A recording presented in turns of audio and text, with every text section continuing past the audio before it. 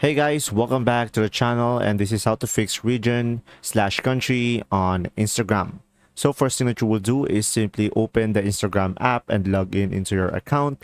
And after that guys, just simply go to your profile icon on the bottom right corner of the screen and go to the menu icon or the three lines at the top right corner of the screen.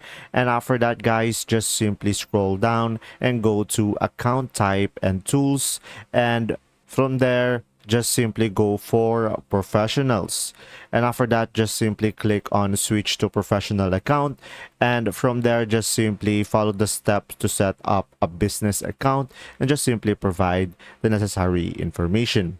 And after that guys, after you set up your business account, just simply go ahead and go to your profile again and tap on edit profile, and from there you should be able to see contact options, and you should be able to see their public business information section. So from there, just simply select a business address, and after that, just simply enter your new location like your street name, city, and a zip code. And once you have provided the necessary information, your country or region will be updated on Instagram.